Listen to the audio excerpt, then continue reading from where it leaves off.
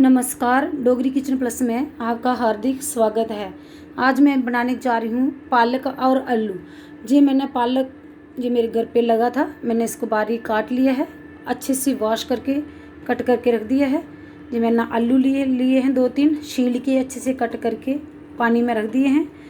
जी मैंने लिया टमाटर, लहसुन लिया है, अदरक लिया है, प्याज लिया है, नमक लिया है, लाल मिर्ची ली है, चिली फ्लेक्स ली है, हल्दी ली है और जीरा लिया है। चलिए आज हम पालक बनाना शुरू करते हैं। अब मैंने अपना इंडक्शन ऑन कर दिया था, इंडक्शन के ऊपर कढ़ाई रख दी थी गर्म होने के लिए। मेरी कढ़ाई गर्म हो चुकी है, मैं इसमें डाल रही हूँ सरसों का ऑयल। अब इसको गर्म होने के लिए छोड़ देती हूँ। अब मेरा ऑयल जो गर्म हो चुका है, मैं इसमें डाल रही हूँ जीरा, और जो मैंने प्याज कट कर लिया था ये डाल देती हूँ और इसको भून लेती हूँ। अब मेरा प्याज थोड़ा सा सॉफ्ट हो चुका है, मैंने जो अदरक और लहसुन लिया था उसका पेस्ट बना लिया है। और मैं इसको अच्छे से मिक्स कर लेती हूँ। इसको थोड़ी देर भून लेती हूँ, नहीं तो इसका कच्चापन आएगा, इसका कच्चापन दूर कर लेती हूँ।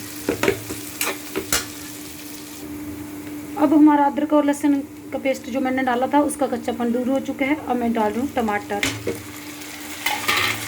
और टमाटर के साथ ही मैं नमक डाल देती हूँ ताकि टमाटर थोड़े से सॉफ्ट हो जाए। थोड़े सॉफ्ट ही करने हैं, ज़्यादा नहीं मिलाने हैं, थोड़े से सॉफ्ट करने हैं। नमक को इससे मिक्स कर लेती हूँ। अब मेरे टमाटर सॉफ्ट हो चुके हैं, मैं इसमें डाल रही हूँ चिली फ्लेक्स, टेस्ट के अकॉर्डिंग डालूँगी, और डालूँगी लाल मिर्ची, और डालूँगी हल्दी, और इसको थोड़ी देर मिक्स कर लूँगी।